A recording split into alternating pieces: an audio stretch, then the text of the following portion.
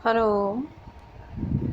तो बच्चों, आज मैं पुनः आपके समक्ष मैक्स वेबर नाम के जो समाजशास्त्री हैं उनके द्वारा दिया गया सत्ता का सिद्धांत लेकर उपस्थित हुई हूँ। आज हम लोग चर्चा करेंगे सत्ता के प्रकार, टाइप्स ऑफ अथॉरिटी। चलिए टॉपिक को शुरू करते हैं। अथॉरिटी मीन्स क्या है? अथॉरिटी सामान्यतः हम इसका अर्थ सत्ता से, शक्ति से या ताकत से लगाते हैं। जैसे कोई एक व्यक्ति किसी दूसरे व्यक्ति को मार रहा है तो उसमें एबिलिटी है, अर्थात उसमें ताकत है, शक्ति है। इस मारपीट के पीछे कोई न कोई कारण अवश्य होगा। जो व्यक्ति पिट रहा है हो सकता है वह भी प्रतिरोध करे, वह भी इसके बदले में मारपीट करे।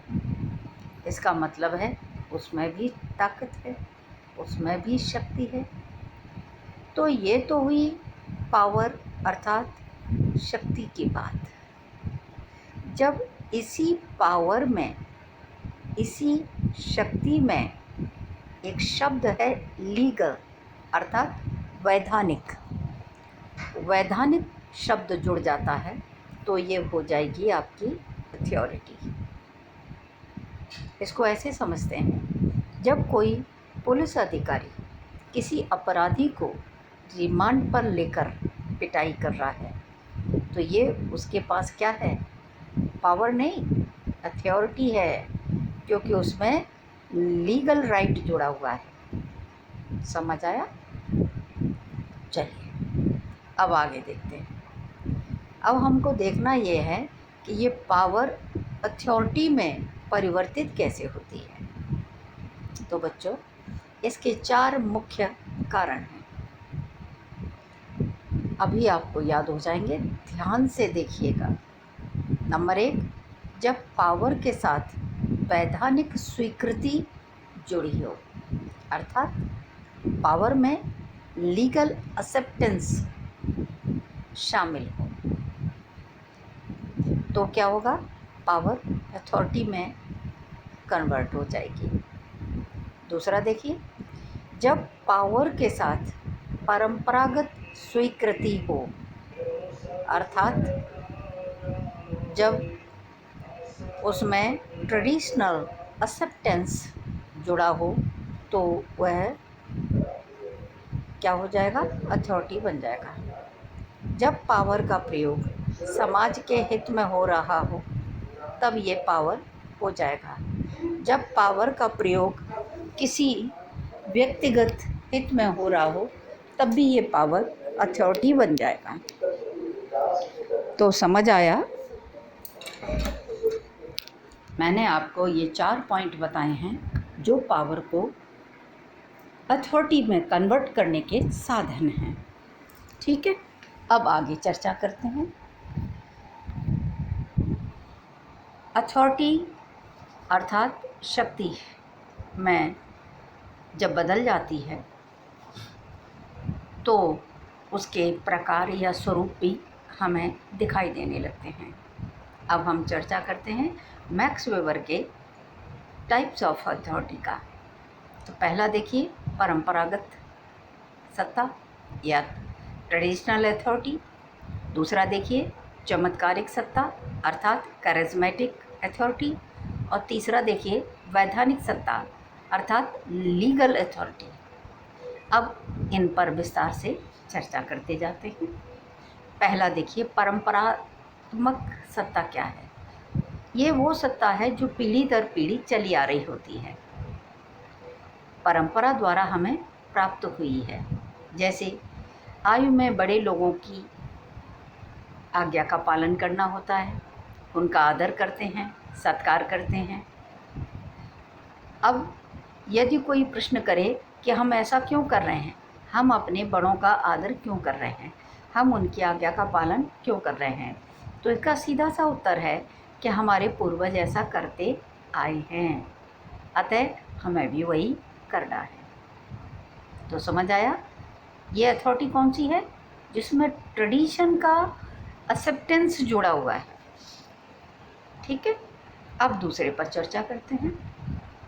दूसरा है चमत्कारिक सत्ता, अर्थात करिज्मेटिक पावर, करिज्मेटिक अथॉरिटी। इस प्रकार की सत्ता उन लोगों के पास होती है जिनमें कुछ चमत्कारिक गुण हुआ करते हैं, कुछ चमत्कारिक गुण होते हैं, जैसे ईश्वर में विश्वास, या पीर, फकीर और बाबाओं के पास वो चमत्कार करके दिखाते हैं, हमारा विश्वास जीतते हैं, और ये पावर उनके पास होती है। साधारण जन के पास ये पावर नहीं होती है।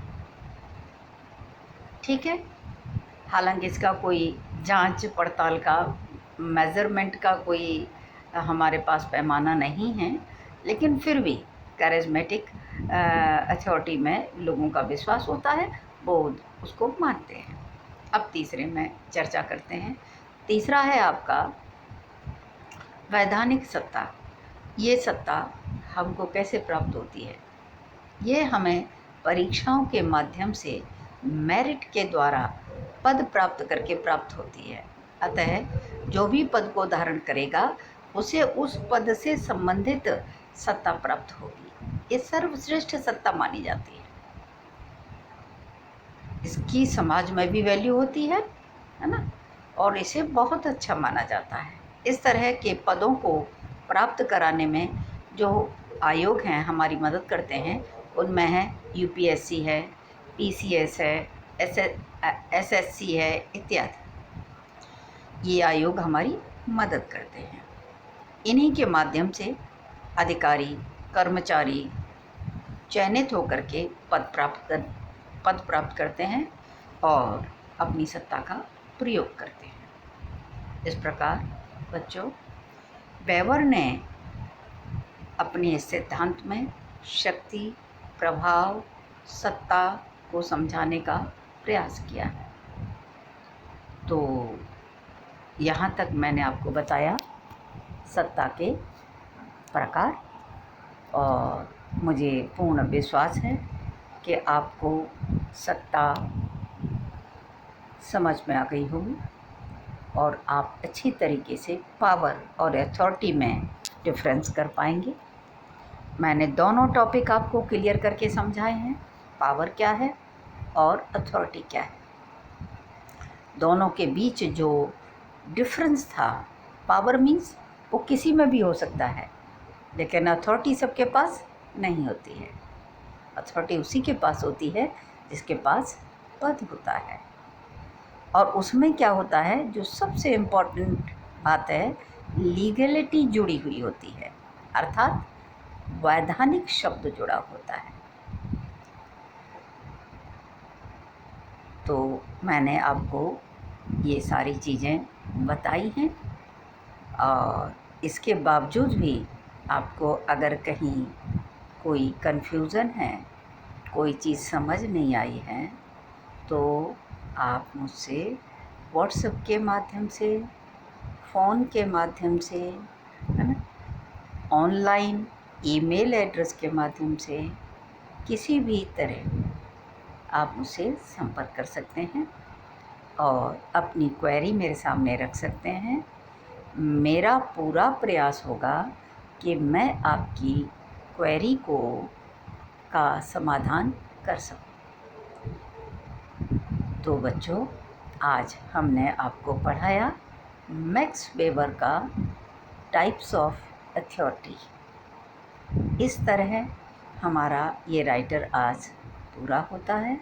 हम मैक्स वेबर के ब्यूरोक्रेसी की चर्चा कर चुके हैं, जो आपके एग्ज़ाम के लिए बहुत इम्पोर्टेंट है। उससे पहले हमने आपके लिए सामाजिक क्रिया का सिद्धांत भी पढ़ाया है, और आज हमने आपको सत्ता के प्रकार पर प्रकाश डालने का प्रयास किया है। तो बच्चों, आज का टॉपिक यही समाप्त करते हैं। Thank you. कल फिर नए राइटर और नए टॉपिक के साथ आपके साथ चर्चा करेंगे। Thank you very much.